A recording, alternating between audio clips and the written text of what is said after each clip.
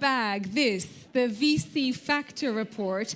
And our next panel is going to be a presentation on the key findings in this, and then we're going to talk about the power of data, so the launch of the VC Factor Gender Lens. So I know you won't have had time to read it unless you've already read it online yet, but we're going to now hear, first of all, from Simone Signore, who is the Senior Research Officer at Research and Market Analysis at the EIF, and he was very much heavily involved in this. So could you please welcome Simone to the stage, and then we will also have a little panel discussion after that. Thank you.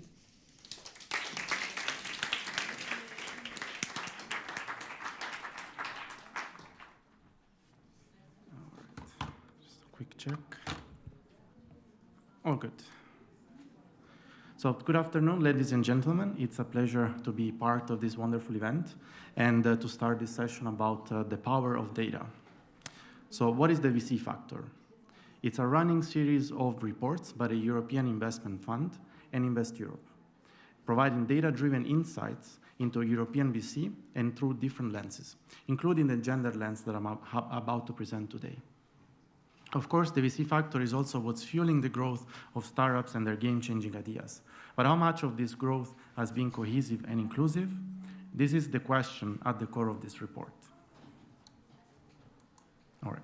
Before I answer it, let me say that the report contains 2 chapters. And if you are interested in geography of European VC and its top hubs, be sure to check the full report. Now, for obvious reasons, today I will want to focus on the second chapter, looking at the European VC ecosystem through a gender lens. How did we do that? Well, our starting point are all venture capital deals that are collected by Invest Europe via the European Data Cooperative in the European Union, UK, Norway, and Switzerland, and in the years between 2011 and 2021. So we've taken all these deals and extracted human capital about investors and entrepreneurs from PitchBook, one of the largest commercial providers of VC and PE data. Now, when we take all of that and we look at the big picture, our data shows that 23% of professionals in VC firms are women, compared to only 12% in startup professionals. Not only these 2 shares are intuitively too low, but are actually lower compared to Eurostat's data about the industries that actually make up the European VC ecosystem. This means that there are additional visible and sometimes invisible buyers in the VC industry itself that actually cause the lower participation of women in VC. Now, I won't be the one talking about such buyers, but stick around because we'll have a great roundtable about that in a few minutes. What I intended to instead is to exploit the power of the data to paint actually the many faces of this complex issue. Now, the first important way to understand this headline figure is to break them down over the corporate ladder. And now when we do this, we realize that female participation tends to concentrate on the lower ranked jobs, and it actually decreases as we move upward, looking at those that hold the most power within the organization. In fact, as we look at the top-level jobs, and I'm talking about the partners, the managing director in VC firms, and the founders, CEO in startups, we find that female participation rates are much lower and actually closer together to each other than a headline figure would suggest. Is this compelling evidence of a glass ceiling? Perhaps yes.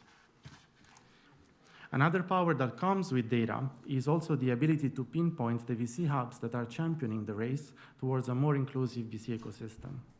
Now, 2 things I want to say about this ranking. Sure, kudos to Lisbon, Sofia, Bratislava, Vilnius, and all the others that you see here to lead in the pack. But also notice how female participation in the EU's most influential hubs is at best 19.4%. So the road towards parity is actually still very long. And the second thing that I want to mention, looking at the map on the right, is that aside from some edge cases, for example, the absence of German hubs from either top 10 is somewhat surprising, gender diversity is neither a West or East phenomenon or a developing market characteristic. Rather, there are local ecosystem dynamics, culture, and policies that seem to play a crucial role in shaping gender diversity. And this is where identifying success stories can be really useful and powerful to learn about what works and what doesn't in a journey towards a more inclusive ecosystem. It's now time to introduce the gender lens. If we focus at these top ranked jobs I mentioned before, and leveraging on our 2 data sources, we can actually break down investment volumes according to the gender diversity at each side of the table, so from an investor or the startup team. At the 2 extremes of this, we have all male and all female teams. There are also male majority teams with up to 45% female participation rate, balanced team with a 45 and 55% female participation rate, and actually female majority with a share of women larger than 55%. Now, this breakdown allows us to conclude that more than 96% of VC deals in 2011 and 2021 were handled by all male or male majority investor teams. Indeed, when actually we look at the workforce, so at female top-rank investors, 9 out of 10 of these work in male-dominated teams, where the pressure to conform might be high, as we heard before. And conversely, investor teams with a higher female participation handled less than 4% of total volumes, and female teams in particular handled about 0.7% of total volumes in the period. Now, you might think if this imbalance on the VC firm side is actually reflected in the volumes towards startups. Of course it is. All male startup teams received 82% of all invested volumes, with all female startup teams collecting just under 1.8% of total investments. And what is worse is that the disparity only increases when we look at the larger investment rounds. And here I want to focus specifically on the startup, on the chart on the right. While all female startups teams collect 3% of all investments below 1 million euro, they represent about 0.9%, and only that, of all investments above 10 million euro. So actually, this is the stark reality. Female entrepreneurs in Europe have huge challenges in accessing VC, and when they do, they even have limited access to the larger investment rounds. No doubt, this is a significant problem in need of some smart solution. Now, I don't want to leave the floor on such low note, so let me talk about 2 reasons to be at least somewhat optimistic. If we look at the trends over time, we can see that the share of top-ranked female investors has increased by 38%. It went from 9 to 12.5%. And similarly, the female participation rate among founders and CEOs has increased by 56%, from 6.7 to 10.5%. This is by no means a fundamental shift, we can all agree on that, but the progress has been somewhat quite steady, which leaves hope that we're already on a path towards a more inclusive VC ecosystem.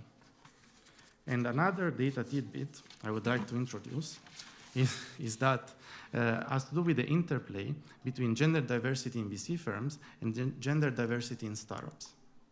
In this infographic, the size of the bubbles is proportional to the volumes managed by each gender diversity group among VC firms. And some of the bubbles are actually too big to fit in this slide, but try to imagine them as they are originally. The bubble's outer rings portray the percentage of these volumes that goes to the different startups' diversity groupings. So for example, if you look at the left, investments managed by all male VC firms amount to about 25 billion euros, of which 84% went to all male startups and 60% to the other group. As it turns out, investors with a higher female presence tend to invest more in gender-diverse startup teams. The problem is, of course, that they are too few and manage too little money in order to offset the other groups, or the norm. So supporting more gender-diverse VC firms might have positive spillovers also towards startups' gender diversity. And here I will conclude with the words of an investor who looked at our data and commented, "I have biases, we all have biases, and we will always have because they're very hard to cure. But if we diversify the biases by bringing in more diverse investors, we will get more diverse investments as well." Now, if you've enjoyed this presentation, I have left here some material for you to post about. I will leave it for a second. Be sure to check the full report, now available in printout form in your goodie bags, and get in touch if you have any questions.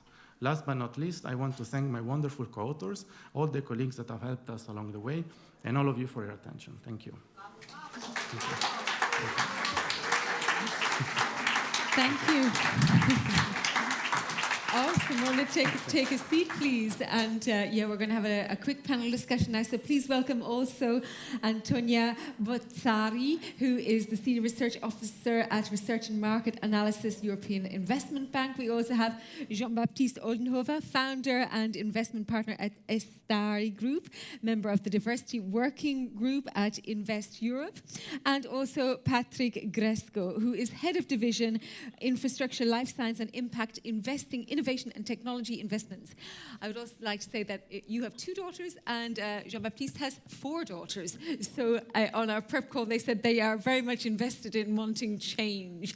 Now, I'm going to start with you, Antonia, because your colleague has shown us some fantastic research, the power of data, and I think you also have some information that you can share with us on the progress. Some progress has been made in the past few years in the VC market with an increase in female participation, but also when it comes to PE and PD markets. So tell us about those.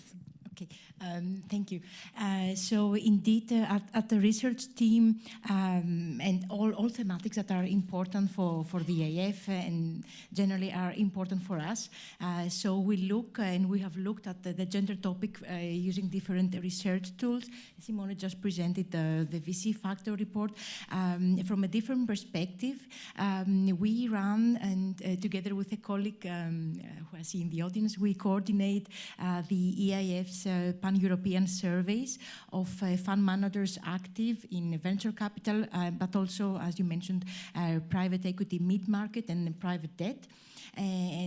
So I would like to provide some insights as to how these market players, what they have to say and how they perceive gender diversity and gender gaps in their respective markets.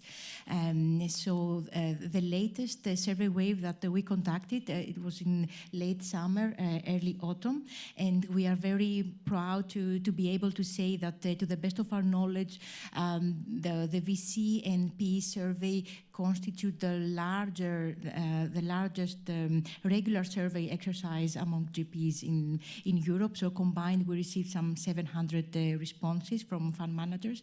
But unfortunately, in terms of gender diversity, the picture portrayed in the PE survey is even gloomier than the one that we see in the case of VC.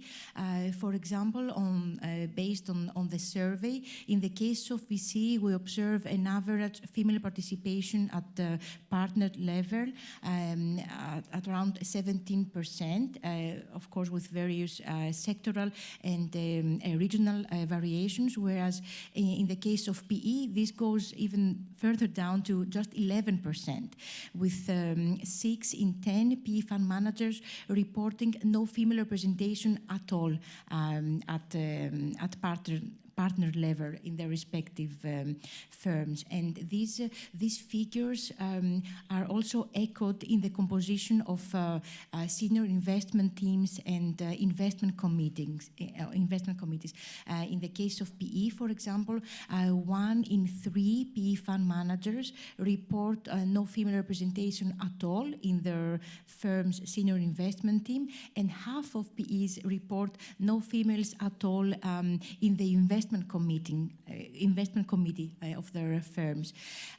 Because we've been running the surveys for quite some years, we are able to track these metrics over time, and we do observe some improvement across the years and across the various survey waves, but unfortunately this improvement is very marginal and slow-paced, so we are very far from observing a tectonic change in the ecosystem. And with regards to private debt, there we had the survey only once, so we cannot provide this time series perspective that we have in the other 2 surveys, and also the wording of the questions was slightly different. But if I could provide some very brief figures, there we found evidence, for example, that 6 in 10 private debt fund managers said that they do have funds with relevant investment decision bodies encompassing females, but only 1 in 5 reported a female majority in these investment bodies. So I think we can all agree it's by now well-established evidence that females are underrepresented across all asset classes, and maybe it's time to start discussing why it is that the data portray this disappointing picture regarding female representation. Jean-Baptiste, why? Why is it still so? Thank you, and thank you for having us. I think it was a treat today to listen to the different panels, to listen to stories, and as well the work which is being done as we speak on a difficult but super important topic. At Invest Europe, so in the working group, we collected a number of data as well and discussed with different GPs. The core root cause, we believe, is and I'm speaking of addressing the problem of women at the top level of firms in private equity VC. The top root cause is the culture of long hours, the culture of greediness, which particularly hurts women at the time when they become mother. And we are unequal in front of that. I think we all agree on that fact. So you need to address that culture of long hours, of promoting the ones that can seize the opportunity when it comes within firms, and so you need to address that culture within firms, and then you need a balance of role models. And at Invest Europe, we've worked on selecting 40 women that are the sort of the leaders historically in private equity, the 40 women who have shaped private equity in Europe, the private equity industry in Europe. So finding role models, that is important for young girls, for people in their university years to see that this can be an inspiring career. And then you need sponsorship. You need to find people at the top of firms. The good thing is you have these 90% or 88% of male at the top of the firms, and they can sponsor women, and they can decide that the next partner in the firm in 10 years, it will be a life accomplishment in a way for them to bring a female colleague at the top of the firm. Of those 40 women that you've suggested stand there as great examples in private equity, I think it is. How many of those are mothers? I ask this only because of your previous point. I don't know. So that's a very good question. For sure, I mean, as an anecdote, I was mentioning the participation to this panel to a top leader in private equity this weekend, and she was telling me, thinking about her firm, it's an American firm, so we are all good. She was telling me, apart from me, all the other women at the top have moved to more operational roles. They've all left the investment roles because it's the culture and because it is very difficult, basically for mothers to keep these responsibilities in an investment firm and in an investment process. Right. So we still don't have an answer. There is, I mean, not an answer from you, an answer generally for the culture. Patrick, I don't think we're going to solve this just this afternoon. I think, as many people have said, it will take a little while. Patrick, you know, we've heard repeatedly this afternoon certain things about culture. Your colleague Uli mentioned it as well. Culture is the thing to tackle. So, again, I ask you, in your role, what can the EIF do here? Well, at the risk of repeating what has been said in the panel where Uli was sitting, I think we do have a responsibility for the situation that we're in. Let's not deny that. Being in the biggest LP on the VC market for the last 20 years, when you look at the sad statistics, we cannot deny that we have a responsibility for that. We are responding to that by notably including in our due diligence process systematically the questioning of, initially it started 2-3 years ago, questioning the diversity in the teams, or rather pushing a bit with more intensity, the lack of diversity in the funds that we were assessing. Notably those fund managers which have been on the market for a longer period, those which are raising their 4th, 5th, 6th generation of funds and who have been on the market for 15, 20 years, we are pressuring them a bit more. But I think what we could do, and here I'm reflecting on the feedback, and thanks for the openness of the discussions and sometimes the difficult feedback to hear, but I think we should further develop our approach to the due diligence of our due diligence process by questioning in more details what the fund managers are doing for tackling issues like Jean-Baptiste has just raised. What happens with a partner who becomes pregnant? Is there a culture? Are there processes in place to ensure that when she will leave the partnership, when she will come back, she will be able to retake the position that she had and retake the portfolio that she was responsible for? I think a further level of granularity and detailed questions in our due diligence questionnaire and question that we're raising during the due diligence process is necessary. I have another question I want to ask here, because with these women who become mothers and then either leave or don't get the opportunity to come back, do they make that choice, or is that choice made for them? And I ask this because I have a knowledge of a research organization here in Luxembourg, and the HR manager actively sought a female for a certain research position. And out of about 20 people, 5 were men, the rest were women. All of the 5 men got back to her saying, yes, we'd love to come to Luxembourg and do this job. She had to, again, ask the women. They did not want to come because of their families. So they had chosen to sidestep. So it's just another, whose choice is it? That's the question, really. In my experience, it's largely the firms. The firms don't get women back in the same exciting momentum. There's been a lack of adherence. Private equity, venture capital is a job which is very intense at times, and you need that perception that that the entire team will be on the deck when you need it. And I think for partners, there's that unconscious bias when someone has disappeared for a number of months, that it could happen again. And can you go into a high risk transaction? Can you start a discussion with an LP and a due diligence with an LP where someone might not be there all the time? And so I think that is that sort of unconscious bias, which we need to address, put words on it, and address it. Mm-hmm. Yes. Oh, Uli has a question. Yeah, I want to open the floor immediately to questions before I run out of time. Uli has a question here.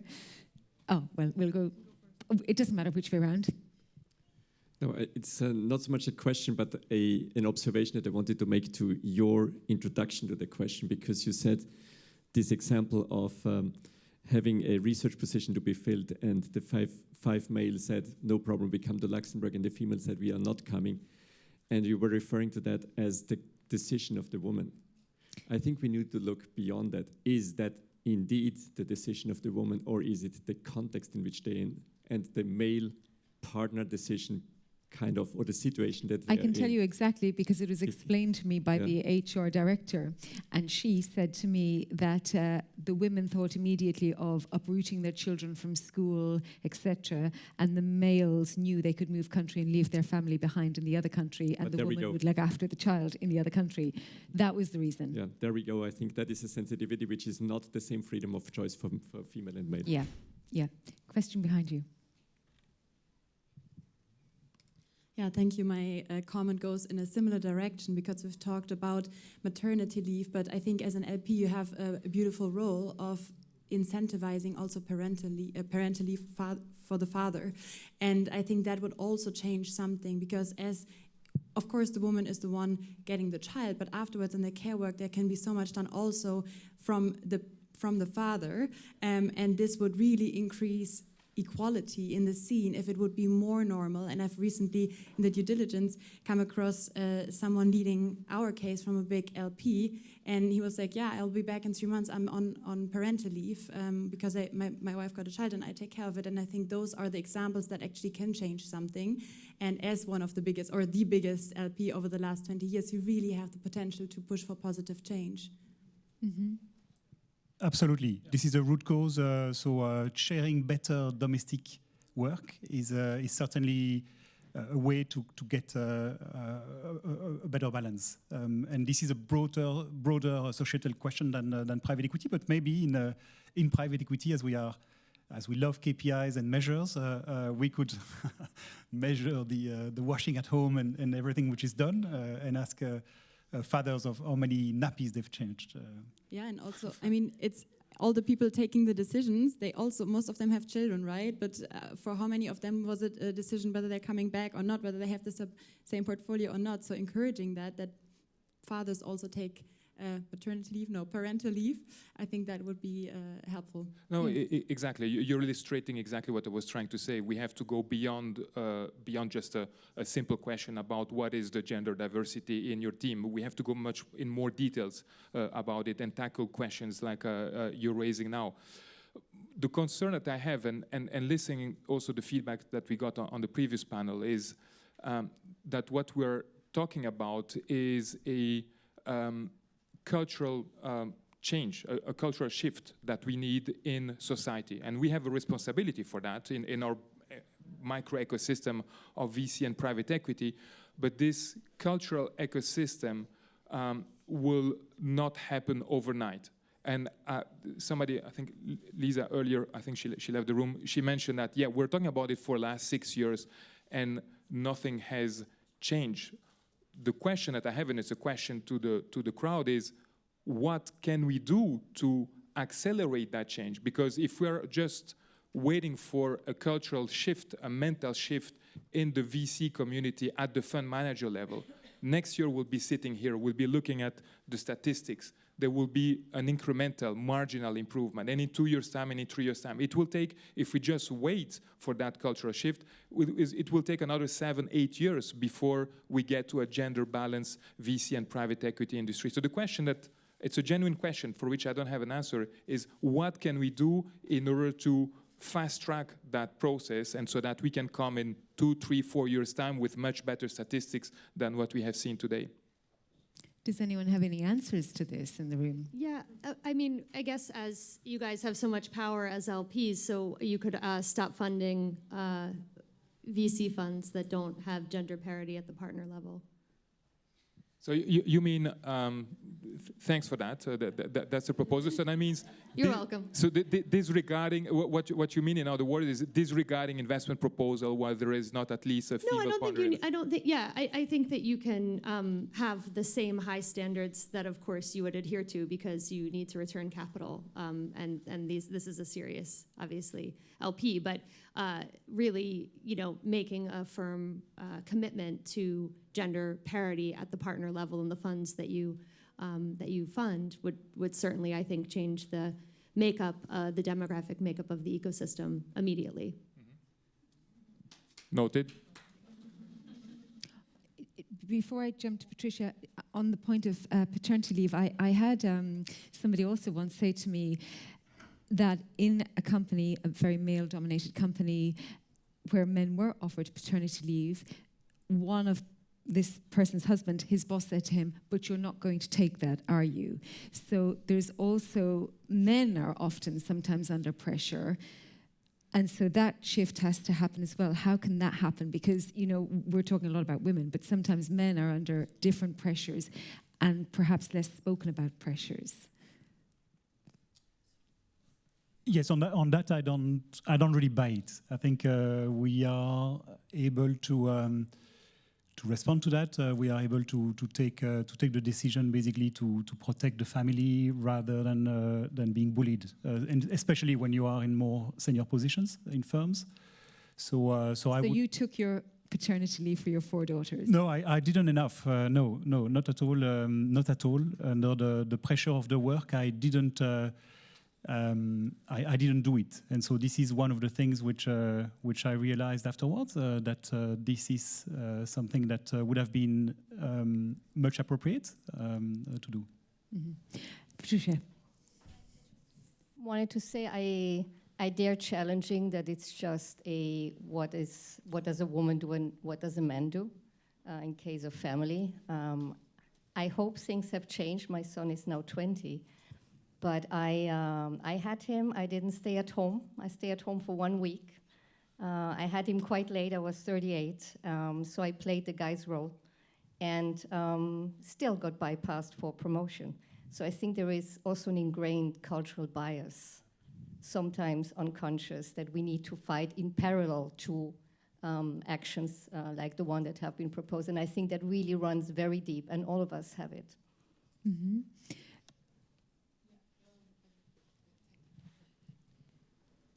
Thank you.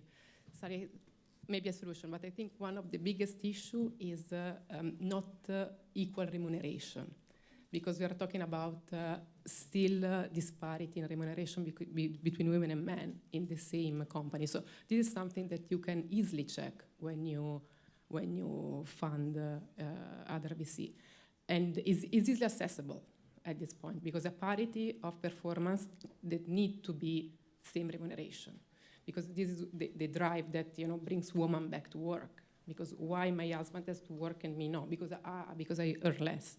That's not always the case. Shouldn't be the case. No, indeed.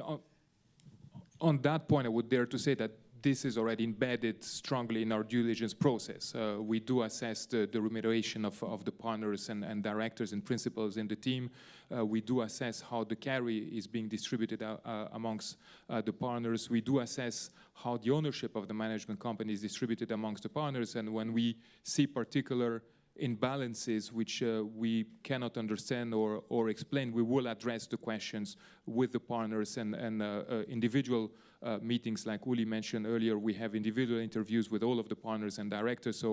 And the reason being that we don't actually, we see that as an ingredient for instability over the long run. And instability within the partnerships is our nightmare, because that means that the funds are turning into workout cases, which will absorb a lot of our time resources from our side. Yeah.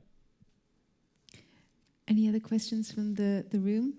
While you're thinking, because I know you'll have more questions, we have seen in the evidence that Simone showed us that even within Europe, there's a little bit of a difference. And perhaps through that, we can learn lessons to see what's working, what's not working. So my notes tell me that Iberia is leading, while Central Eastern Europe and Germany, Austria, Switzerland are lagging behind.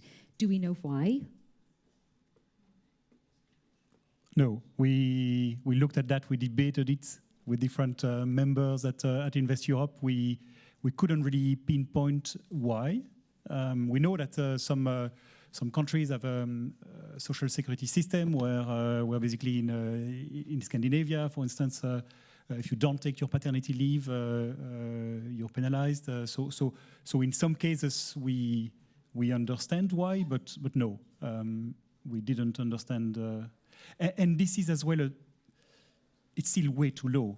If you enter in a room and 1 person on 7 is a woman or 1 person on 8, that doesn't really make a difference. This is a problem. This is way too low. Mm-hmm. And then just comparing Europe to other parts of the world, how do the statistics compare? Does anybody know? I don't know. No, personally, I don't know. I mean, compared to the US, for example, as a clear. We have focused, at least in our own analysis, in Europe.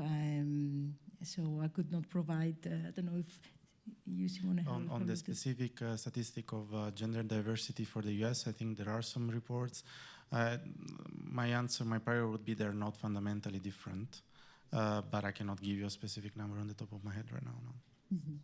Okay. Any other questions from the room? Oh, it's not the mid. Oh, excellent. It's nothing about braveness. It's an open conversation. Oh, excellent. I like this. I'm brave because I'm sitting the closest to the screen and I don't understand it. My question is multiple-fold. I'm Carmen from the European Investment Bank. I'm actually an economist by training, so I should be able to figure this one out. I had two observations. One is, because I'm reminded what Shiva said this morning, that it's not about fixing the women. I think some of the questions are actually about fixing women in here, and I think we could probably include other questions that are maybe much more about the overall environment, or do you think you didn't look, maybe we didn't look hard enough, maybe we didn't advertise at the appropriate time, or maybe our benefits are not meeting the needs of women and men, or whatever, like something that's a little bit more reflection-like. That's just as I'm sitting here closest to the screen. But the other one that I was wondering about is that I cannot figure out where it adds up to 100%. And maybe it's not supposed to add up to 100%. But when I read this here, it's that the women majority owned teams, that they think that biases in recruitment and career progression is the biggest issue, whereas they don't think that. I'm very glad you brought this up, and you're sitting so close with your good eyesight. Would you mind just giving me like we a good have the explanation? expert to explain it all. Had this exchange now with Lisa that we've been we keep on looking at this slide, but we didn't really discuss it yet. Content. Absolutely. So this is in fact an analysis coming from the surveys, and this is where we see the added value of the survey as a tool to go beyond what is shown in hard data, and for example, to ask fund managers, because they are aware of the gender gap. The overwhelming majority say that women are underrepresented in the industry, both at the firm level and also at the investee level. So we ask them, why do you think this is the case? And we offer them various options, and indeed the options are not supposed to add up to 100%. And the key here is the note in the question that it's a multiple selection question.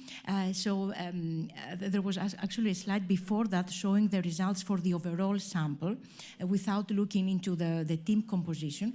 And there, for example, the top two reasons given both from VC fund managers and PE fund managers, actually they identified issues with the pool of candidates. So they said there is low diversity because we cannot find qualified female talent. They're not interested in pursuing a career in VC or PE, or they lack the relevant work experience, and any biases would come only third in their list of choices.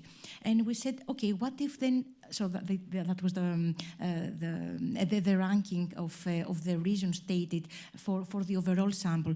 And then we said, okay, what if we look a bit deeper into the team composition? Would we see any different results if we look at male-only teams versus male-dominated versus gender balance or even female majority teams?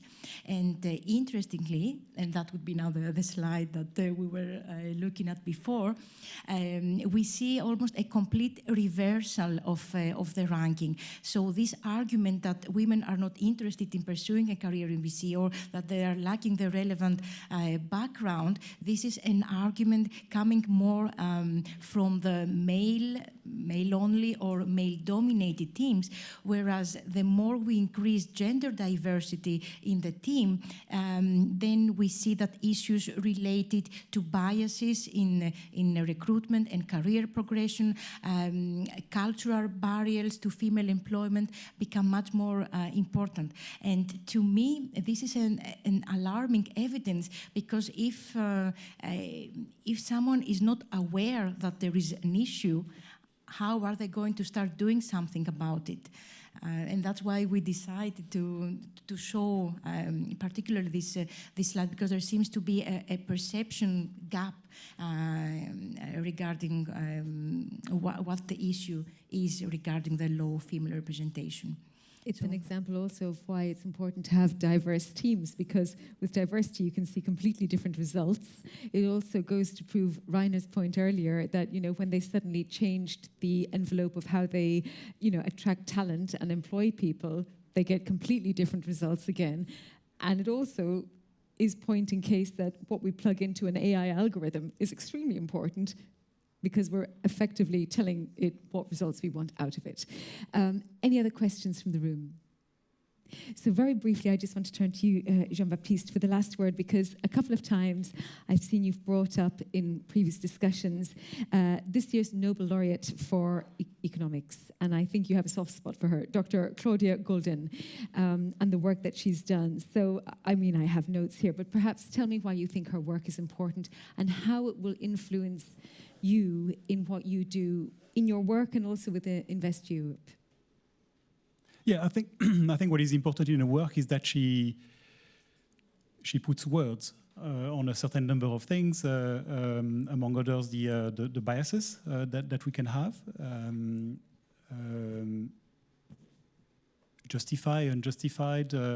We need to be aware of the difference, and I think that's the importance of her work, and I believe that's why as well she received that Nobel Prize. She demonstrated the bias, starting with demonstrating that for Philharmonic Orchestra, like the New York Philharmonic Orchestra in 1980, which gives hope for this room. In 1980, you had 12%, I think, of female players in the orchestra, and by understanding, acknowledging, and trying to work on things like blind auditions, they were able to increase that participation of women to close to 40% by 2000. So over 20 years, you can move from a low percentage to a much higher percentage. So things can be done.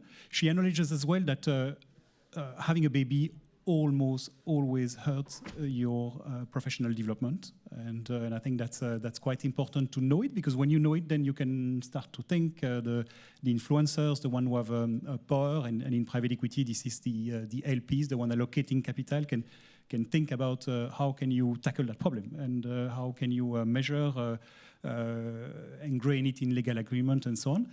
And then an important point which we didn't discuss is that in face of how do we tackle risk, and what is the risk appetite for, and is there a difference in gender? I think for her there is a difference.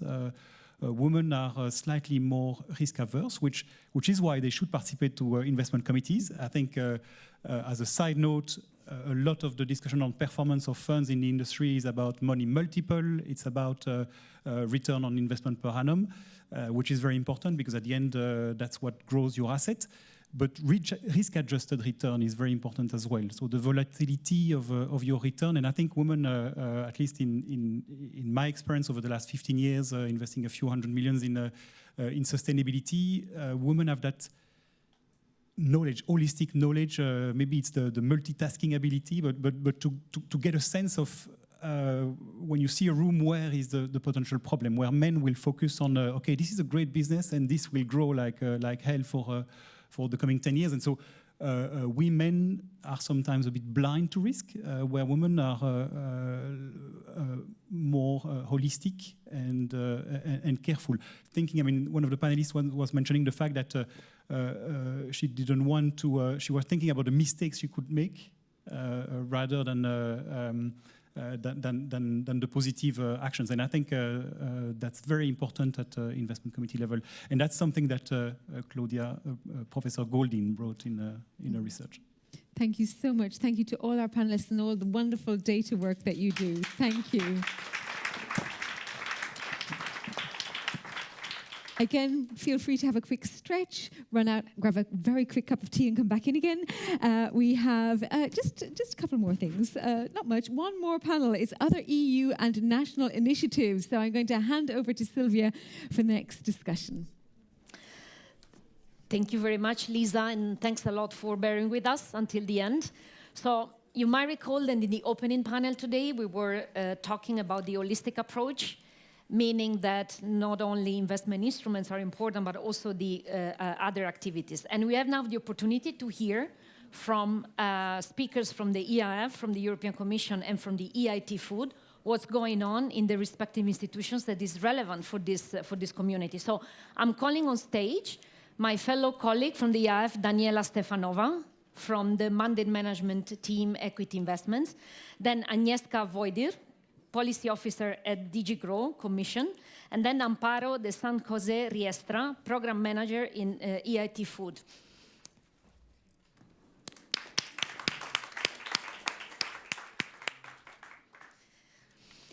So thank you very much. Now, Daniela, I'm going to start with you because I know that you have been working for quite some time on some additional initiatives, let's say also to complement, for instance, InvestEU. And I was wondering if today you can give us at least an appetizer about what's potentially coming up in terms of additional programs.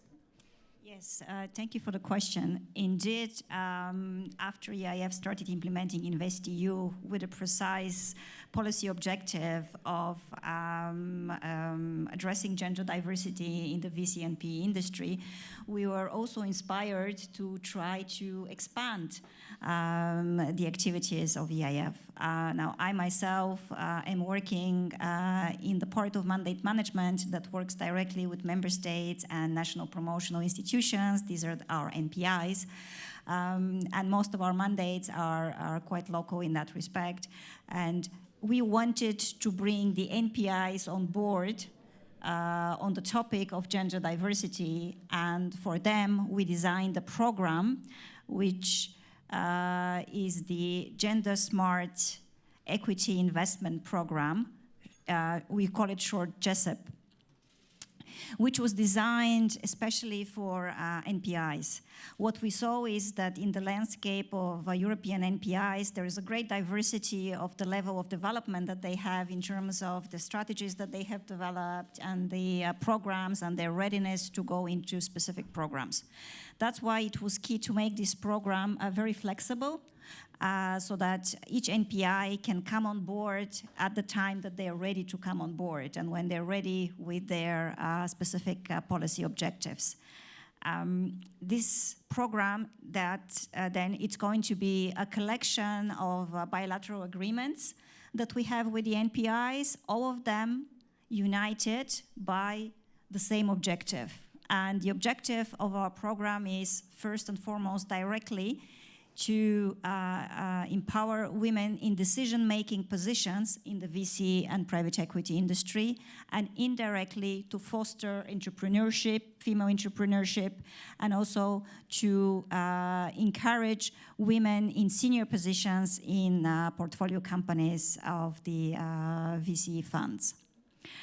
And as we said, this was inspired by what was happening already under InvestEU, with EIF adopting policies towards gender diversity, and we wanted to increase the impact on the market. Therefore, we decided to adopt the InvestEU gender criteria, which you are all familiar with by now.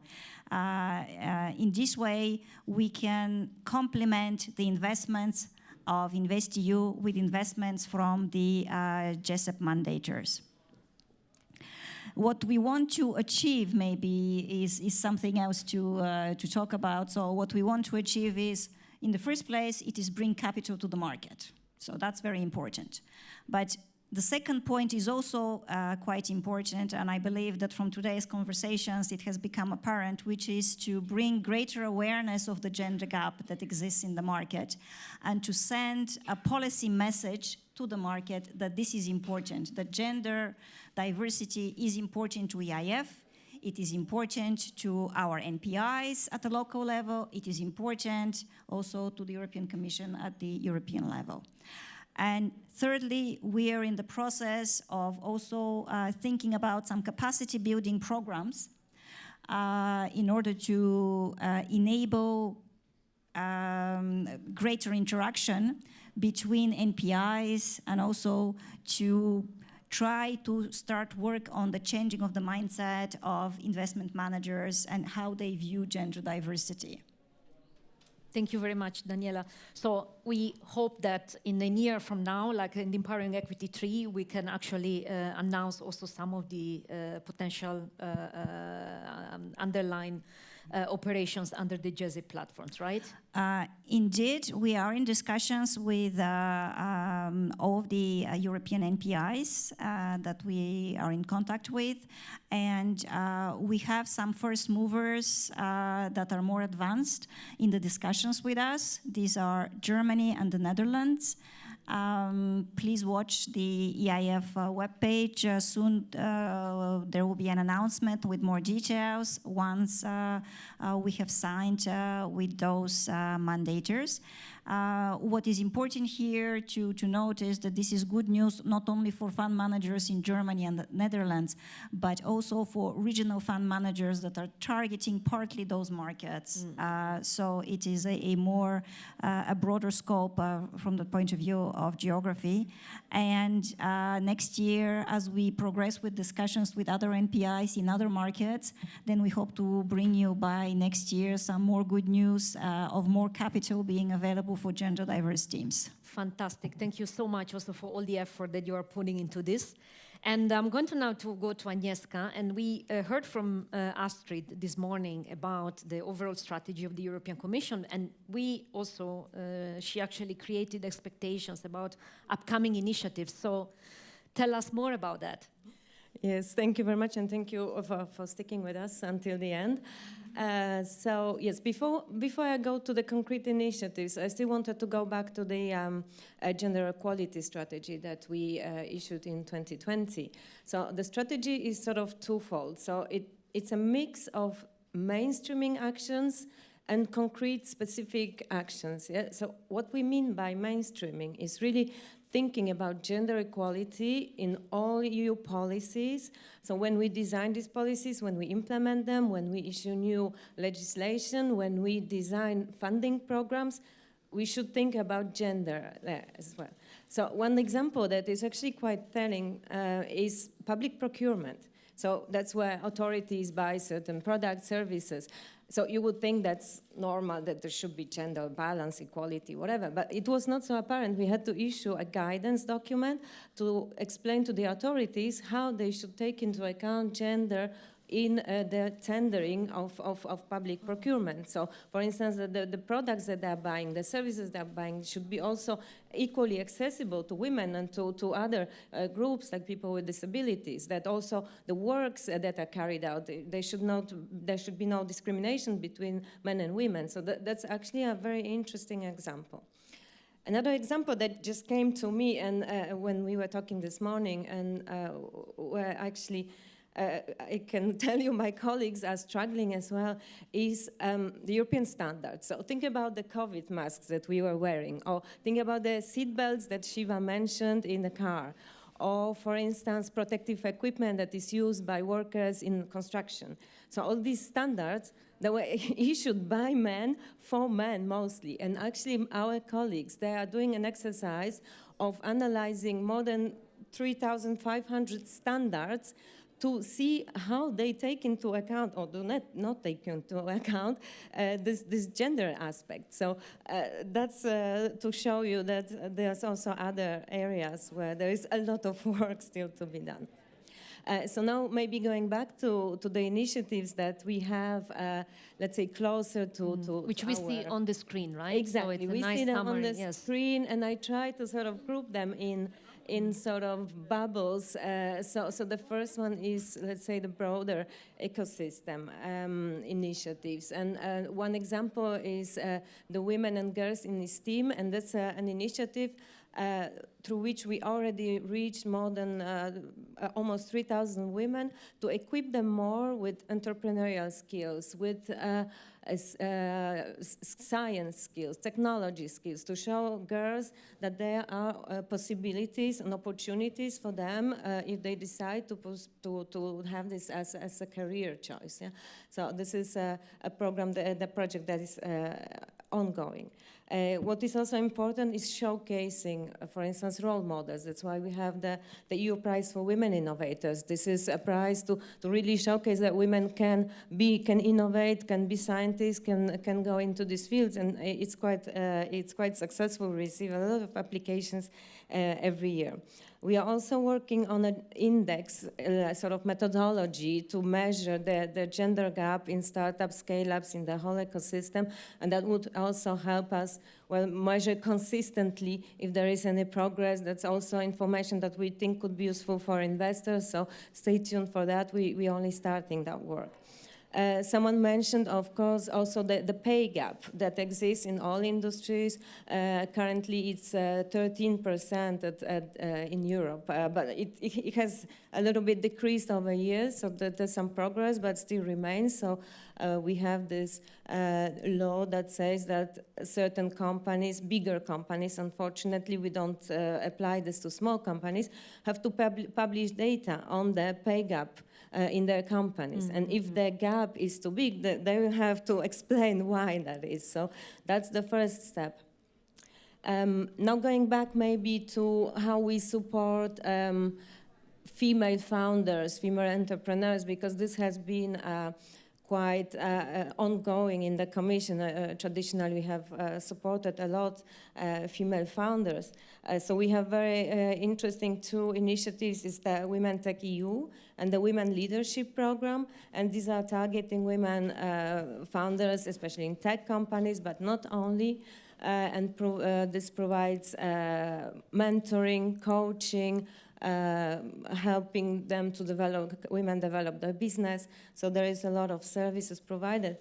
And what was interesting, I actually wanted to encourage some of you to become mentors. But when I talked to my colleagues, they said that they had so much interest from people who wanted to become members that they had to close the call. Wow. So that's also, I think, shows us that there is this willingness to give back and to help other women that maybe are a bit earlier in their careers. We had for years this WeGate platform, which helped women entrepreneurs to show how you start a company, to show how you grow a company, how you reach out, how you find new markets. So that was a very successful initiative that unfortunately now ended. There is still a lot of resources from that project available online. And Astrid also this morning mentioned the directive to have gender balance or close to gender balance on boards in companies, in big companies. Yes? And Agnieszka, can you tell me, and I believe there will be an interest for the audience, where information of all these initiatives can be found? Unfortunately, there's not one place where you can find these initiatives, and we discussed actually that it could be useful for us to provide you with some links where you can find all this information. Absolutely. There are calls, for instance, for the prize, for this mentoring that are open yearly, so we would we can perhaps place it in on the website of Empowering Equity to have a central repository. Indeed. Look, I know you have one last bubble to go through. Can I ask you perhaps to pick just one example so then we can move to Amparo? Thank you so much. I pick one example, and that's the European Network of Gender-Conscious Investors. So actually, we are waiting to publish a call for tender, hopefully still this week.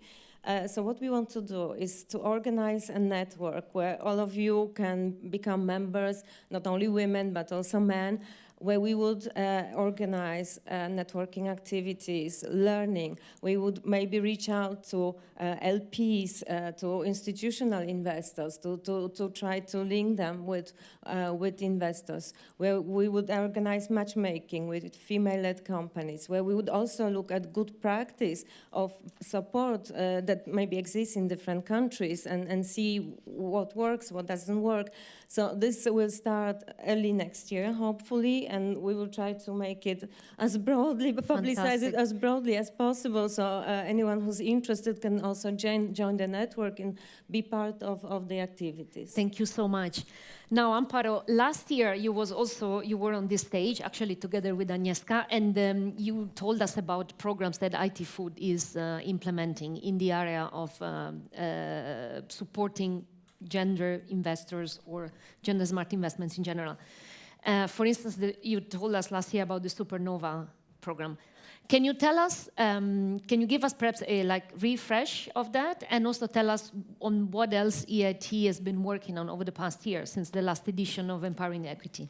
Yes, so I'm very happy to tell you that we have really grown up in terms of activities. So last year the story was that the Women to Invest, and maybe I can get a bit later into detail, and now we have a broader array of activities. So in fact, we started even before of the majority of the space where you were discussing here about quotas, how to get women into VCs scaling up. We started the Women to Invest is a program that really is trying to increase the number of women applying to VCs, and not any kind of women, not any kind of female talent, but specifically female talent, STEAM talent. So we said, okay, we asked venture capital funds, and they say, we don't have enough women candidates. That's a fact. It's not that so much so subjective. We have, some people told us that they didn't have any women applying, that they only have 10% of women applying. So young women, they are not super interested in venture capital, or let's say they are not applying to VCs. For different reasons, because they don't know anybody that works in a VC, because if you do engineering, nobody talks about venture capital in your career, because you don't live in a big capital and you have no VCs there. So for various reasons, we wanted to have more women applying to VCs and from a specific profile. Because if you want to see the next generation of entrepreneurs or the super technologies that will shape our life in the future, like artificial intelligence, you have just already developers of artificial intelligence startups are mostly male, and if you have, again, mostly male selecting the artificial intelligence startups that are gonna rule our life, you need a broader gender lens there. So we started with that, and then we built a bigger community around activities that will build capability among women in the industry and also are focusing networking. So now this year we launched all of them. As you can see, we also said, okay, if you work in a VC and if you're a woman, everybody knows everybody in the VC industry. So if you work in a VC industry, in a venture capital fund in Greece, everybody knows you and you know everybody. So if you're young, you're a junior, you've been for less than a year, for less than 3 years in a VC, you cannot complain much about, because the person probably you complain about is going to be your next employer. So that's not nice. That's that's a very bad situation. So we said, okay, we're going to build a program for a 30 junior VC, 30, 40 junior VC females or women in venture capital funds, less than 3 years experience, and we're gonna help them to network a little bit across Europe. So with people that you know you're not gonna see them around the corner next day. So that's what we have been doing for the past 3 months. We have 30 junior analysts from VCs. So next year we're opening again. So you are all welcome to send us your junior staff. And they receive training sessions, not training as formal training, but let's say more social skills, leadership skills, communication skills, and even some trends on certain sectors. What we're going to build next year with EU Women in VC, I don't see Cassie around, so next year we're moving a step ahead. So we're going to a more senior role, to a more senior position within VCs to create this community, but with a specific purpose that is the previous one. So that's what we're gonna do next year. And we go back to the low number of female startups funded by the industry.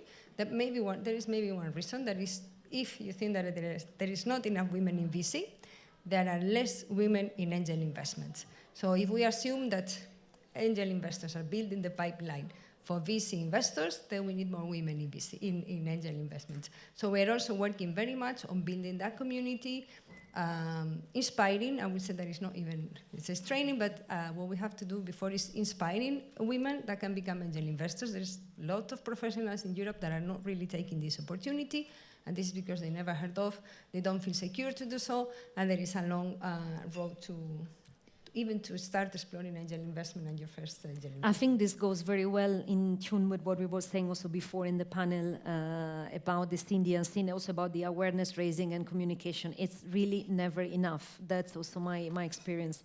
So great also to partner with you in this effort.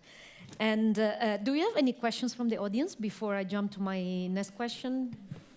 No. So just as a final perhaps communication to this room, what we could expect in 2024 in terms of launching of initiatives, and what would you see in the more long-term future? Like this morning I asked a question about the end of the InvestEU investment period, which is 2028, which I believe is a reasonable horizon to make some predictions or some projections.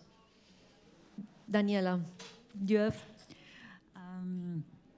Okay, right now we are concentrating on gender diversity at the fund level.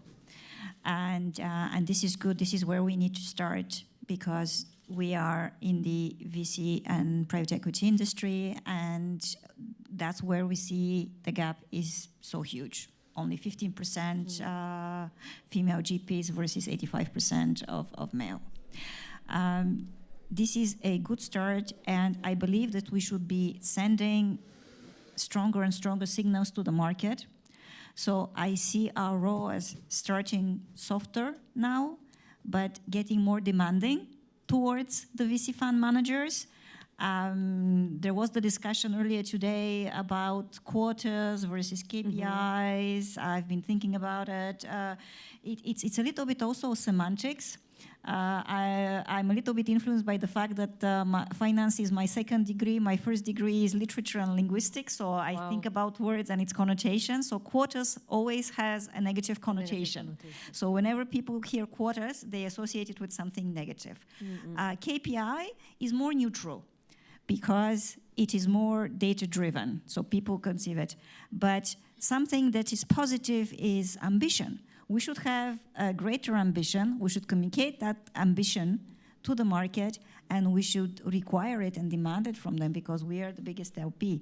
Now, it's going to take time, so it's not going to be overnight, but I am hopeful that if we keep pushing and if we keep communicating that it is an important point to work on it, and if we help those fund managers how to work on it, that this can be achieved. So that's why I really want to see a progression upwards. The fact that we as EIF are active is the most positive thing, because it is only through action that anything can change. Absolutely, fully subscribe to that. Agnieszka, your... Yes, so apart from launching our flagship project that I just mentioned, next year will be actually quite important, because we will have the elections to the European Parliament. And why this is important, you might not think, but I encourage you to vote, because a great example, the project that we're launching came from the initiative of one woman MEP, member of the European Parliament, who actually believed that there is a problem, and convinced the European Parliament to give us €1 million for the project. That's why the European Parliament, it might sound for you far away, but it's important. We will also have a new European Commission, so we'll probably have to think of new priorities, new actions. We will see. And exactly, this is also the year where we'll actually start reflecting on the new programs. In the EU, the programming periods are 7 years, let's say. So the InvestEU goes until 2027, but it takes a very long time to prepare for already the next period. So next year we start to reflect, and I think we have heard a lot today in the gender area. A lot of ideas, so we will definitely have things to think about. Thank you. And Amparo, on your side? Yes, on our side, in terms of KPIs, we have for the next few years for our program for supernovas, in total we have the objective of training into VC or within VC 1,000 women in the next 2 years, so that's a KPI already. And next year we will be focusing a lot in data, in generating knowledge. I think we need to understand still many things that are happening in the ecosystem. These studies are wonderful, and hopefully end of the first quarter we are doing a study with the EIB and the EIF on the female-led deep tech startups, so I hope that we will see very interesting things there. And also we are building our Supernovas platform with all the female-led startups that EIT, I don't know if all of you know what is EIT. We are quite a bunch of people working across Europe in 9 different EITs apart from food. So we have already a large number of startups supported. So this will be the first pool. So all our female startups supported, you could trace them there in the platform, and you could reach out to them through us or not through us, so directly. So I think that this is another way to push in for a bigger pipeline of female-led startups. Fantastic. That sounds very promising. And as I mentioned, I think it would be nice if we can also keep the feeding platform of Empowering Equity up to date with this information, so to have a central repository. And with that, I thank you very much for the information. And now I think I'm going to call Lisa for the final closing of the event. I see we have a few survivors in the room. Thank you very much.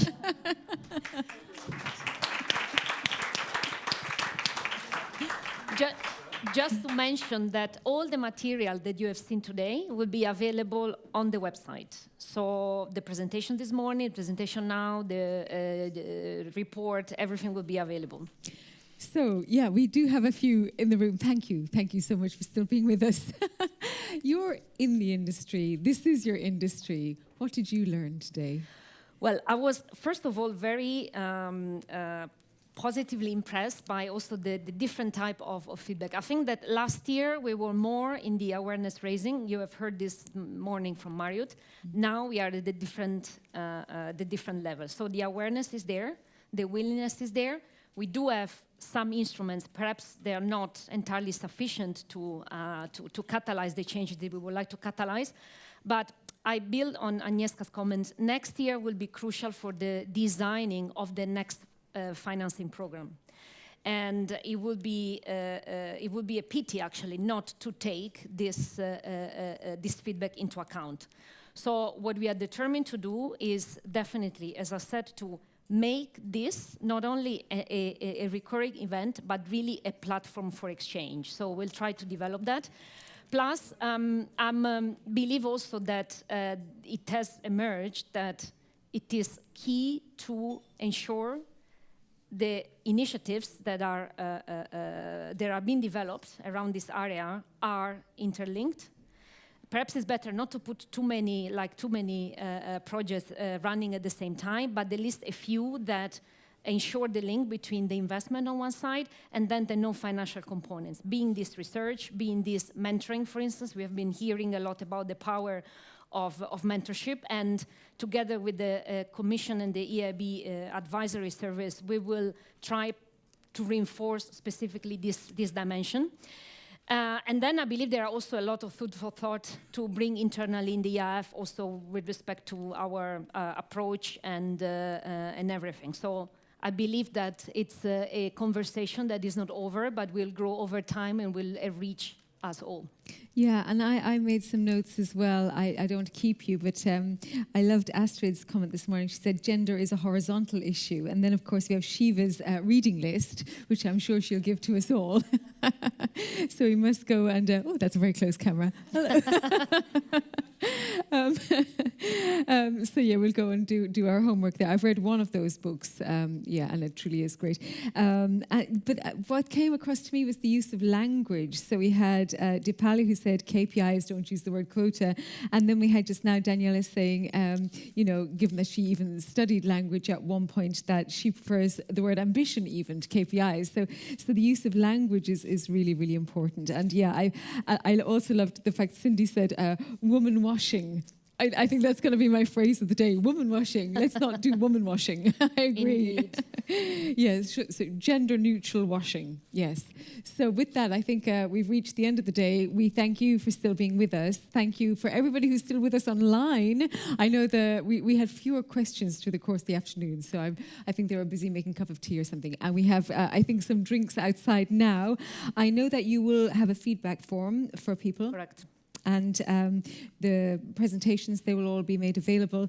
And so with that, I have to say thank you to all of the organizational team. Massive, massive thank you to the organizational team. I think they deserve a very, very big round of applause.